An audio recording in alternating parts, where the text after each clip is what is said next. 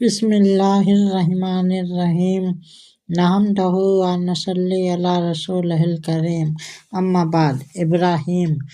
ابراہیم کا معنی ہے ابرحیم یعنی مہربان باپ، چونکہ آپ بچوں پر بہت مہربان تھے، نیز مہمان نوازی اور رحم و کرم میں آپ مشہور ہیں، اسی لیے آپ کو ابراہیم کہا جاتا ہے۔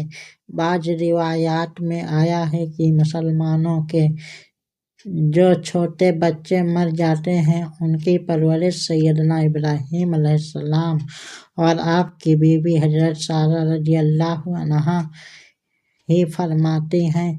تفسیر روح البیان۔ امام احمد نے اپنی مسند میں اور حاکم اور بیہقی وغیرہ محدثین نے نقل کیا کہ مسلمانوں کے مردہ بچوں کی پرورش عالم برزخ میں سیدنا ابراہیم علیہ السلام اور آپ کی بیوی حضرت سارہ رضی اللہ عنہا فرماتی ہیں۔ تفسیر عزیزی۔ بعض لوگوں نے کہا ہے کہ ابراہیم اصل میں ابرم تھا، جس کے معنی ہے بزرگ، چونکہ آپ بہت سے انبیاء کرام کے والدین ہیں اور سارے دینوں میں آپ کی عزت، حتیٰ کہ مشرکین عرب بھی آپ کی عظمت کرتے تھے، اس لیے آپ کا نام نامی ابراہیم ہوا۔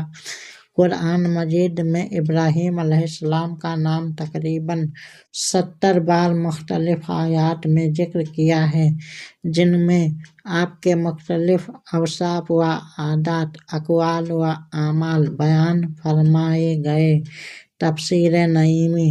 کنیت۔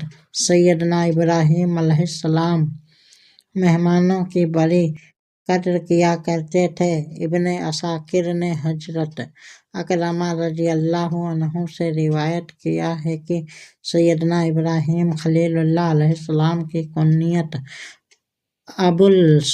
ابوالجیفان مہمانوں کے باپ یعنی بہت بڑے مہمان نواز ہے۔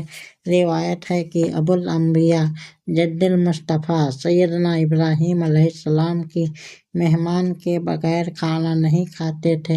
ایک دن ان کو کوئی مہمان نہیں ملا تو انہوں نے اپنا کھانا مؤخر کر دیا۔ تفسیر الحسنات۔ فقیہ اعظم حضرت علامہ ابوالحسنات سید محمد احمد قادری اشرفی رحمۃ اللہ علیہ